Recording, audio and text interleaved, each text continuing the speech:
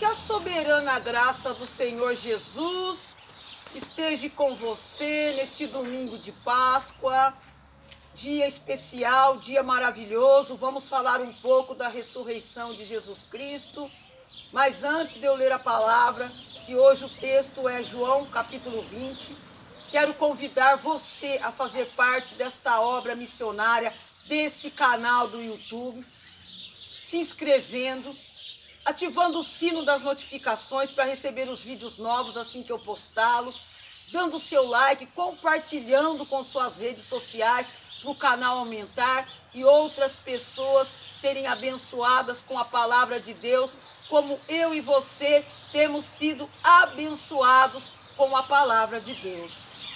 É maravilhoso falar de Jesus, é maravilhoso falar dos milagres, da grandeza do nosso Deus, de Gênesis a Apocalipse. Eu não tenho palavras para agradecer a você que já é inscrito no canal. Que Deus continue te abençoando. E você que vai se inscrever, faça parte desta obra.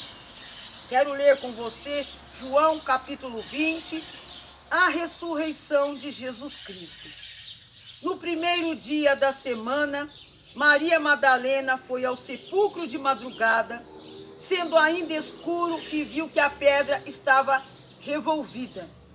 Então correu e foi ter com Simão Pedro e com outro discípulo, a quem Jesus amava, e disse-lhe: tiraram do sepulcro o Senhor, e não sabemos onde o puseram. Saiu, pois, Pedro e o outro discípulo e foram ao sepulcro. Ambos corriam juntos, mas o outro discípulo correu mais depressa do que Pedro e chegou primeiro ao sepulcro.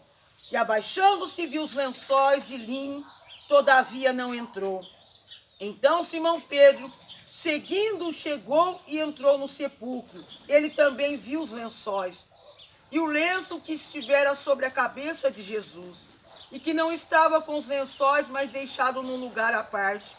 Então entrou também o outro discípulo que chegara primeiro ao sepulcro e viu e creu, pois ainda não tinham compreendido a escritura que era necessário ressuscitar ele dentre os mortos, e voltaram os discípulos outra vez para casa. Que texto mais lindo! Nós sabemos que a semana considerada Semana Santa é uma semana especial para aqueles que crêem em Jesus Cristo. O texto diz que ao primeiro dia da semana, Maria Madalena, ela se apressou. O anseio, a necessidade dessa mulher de ver Jesus, de entrar, de voltar ao túmulo, nem que fosse somente para estar próximo do corpo de Jesus, era muito grande. E ela, de madrugada ainda, chega até o túmulo de Jesus e se depara com algo que ela não esperava. A pedra estava removida. Ainda que Maria e todos os discípulos ouviram de Jesus por vários momentos que era necessário que ele fosse crucificado e ressuscitasse ao terceiro dia. Mas quando esses homens, mulheres, discípulos, seguidores de Jesus, se depararam com aquele cenário de dor que aconteceu 3 dias antes, de Jesus chicoteado, cuspido, chegou até os seus lábios vinagre, escarnecido por muitos ali, crucificado entre 2 ladrões e morto. Aquele cenário foi um cenário que trouxe para muitos desesperança, tristeza, desolação.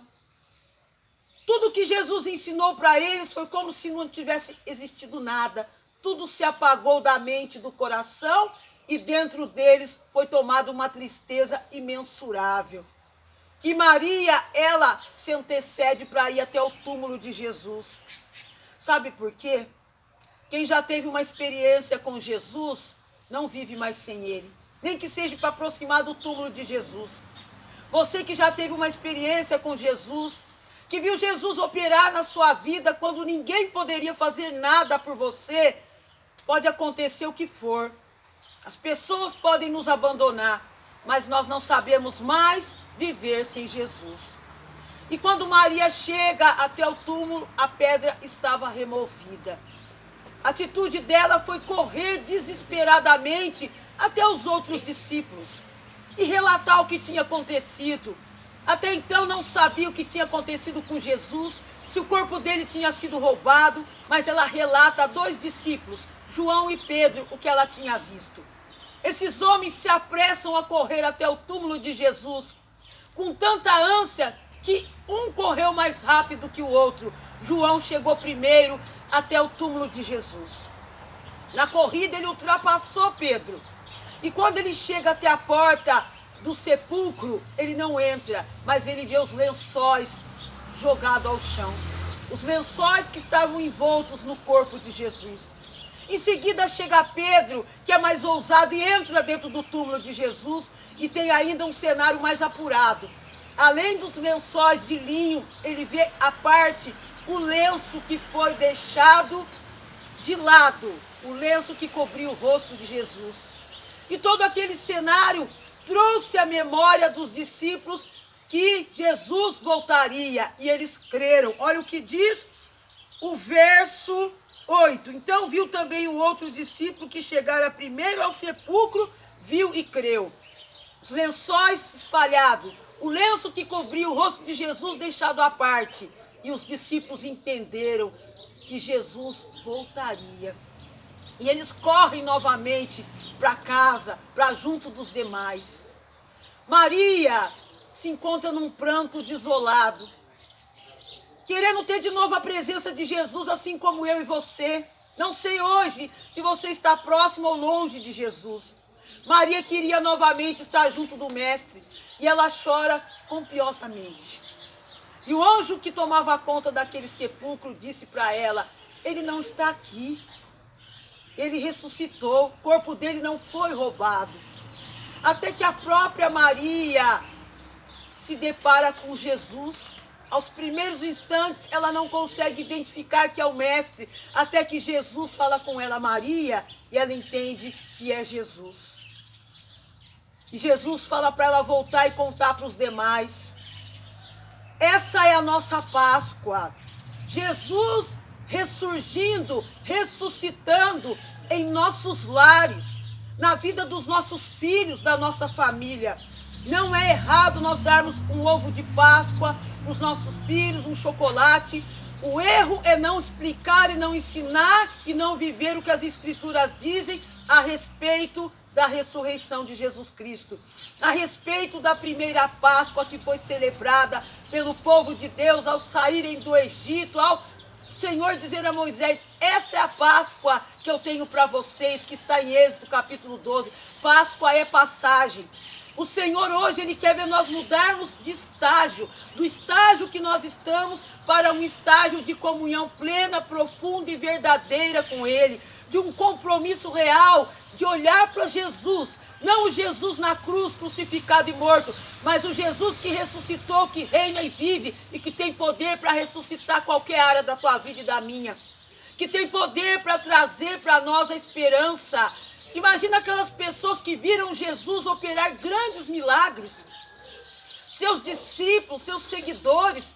Quantos feitos de Jesus. Jesus ressuscitou a filha de Jairo, Jesus que multiplicou o pão e o peixe, Jesus que transformou o caráter de Lázaro, Jesus que perdoou Maria, aquela mulher adúltera, Maria que se encontrou com a mulher naquele poço em Samaria, que estava ali naquele poço conversando com a mulher samaritana. Jesus que pode todas as coisas. Imagina para esses que viveram uma experiência real com Jesus, tamanha dor ao achar que Jesus não voltaria mais. E hoje nós temos Jesus, nós temos as Escrituras, nós temos o Espírito Santo de Deus. Não vamos retroceder daquilo que o Senhor tem para nós, uma vida abundante. Que esse domingo de Páscoa seja um domingo ao qual você vai se juntar com a sua família e agradecer a Jesus por tudo que Ele fez, faz e continua fazendo por cada lar, por cada ser humano, por cada pessoa. Vamos ter nosso coração grato, inclinado para dizer: Jesus, muito obrigada, porque somente você poderia ter feito por mim o que nenhum ser humano foi capaz de fazer. Tenha um domingo de Páscoa de bênçãos. Fique em união com a sua família. Deixe de lado os desentendimentos, as opiniões contrárias. O que importa é nós termos Jesus Cristo em nosso coração, em nossos lares, todos os nossos dias de vida. E que o Senhor te abençoe em nome de Jesus.